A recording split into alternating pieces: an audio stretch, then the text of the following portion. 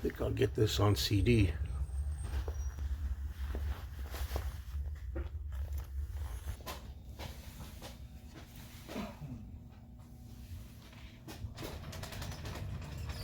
Okay, I'm back. I have Ringo's new LP, vinyl LP. Long, Long Road, just released today. And gotta love the purple shirt and the black suit that he's wearing. Nice back cover. I gotta tell you, I'm really growing fond of this cover now, very much so. And I have to tell you, I decided to get 2 copies of this. That's right. This one I'm going to open and take the cellophane off, because there's a gatefold and I want to show the gatefold. But I'm still a collector, even though I've cut back mightily, and I want to be able to preserve this. This is such a nice piece of art, the purple shirt, purple hype, that I'm going to have an extra copy just to save for aesthetic reasons. Now, I did a video already. If you want to check it out, it's the video right before this. I'll try to put up at the end of this video a little something where you can click on and see it, where I actually talk about the individual album tracks. There are 10 songs on here, and I go through all 10 and tell you what I think of them one by one. That's the video before this. But now we're just going to look at the vinyl. All right, let's say nice back cover.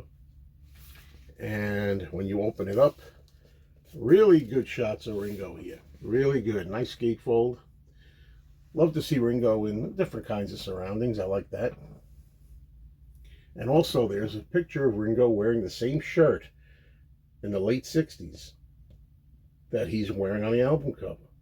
It's the same exact shirt. He's confirmed it. All right. Now, I have the CD, and unless I didn't look thoroughly enough, the CD doesn't have the lyrics on it. And neither does this. You've got the credits, you know, who's on which song. It's interesting that T-Bone Burnett here in a little bit of writing here, Ringo, Starr, and the Texans. So he says, I think that's what we should name the band on this record, the Texans, Ringo, Starr, and the Texans. And there's a whole bunch of stuff on that that's fun reading. Okay, now let's go to the record itself. All right, now this is a standard black vinyl. It's interesting, it comes in an anti-static, non-scratching archival quality sleeve. It's already included. You don't have to get your own MoFi special sleeve or anything. This is the standard black vinyl. As you know, I've really cut back big time on getting all different variants of colored vinyl.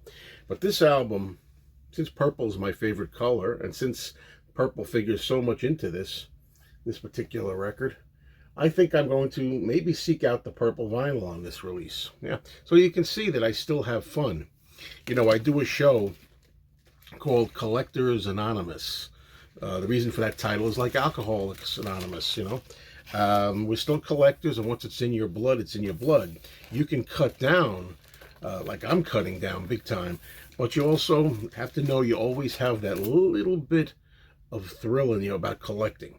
Anyway, yeah, this is a good album by Ringo. As I say, check out my review of all the songs individually.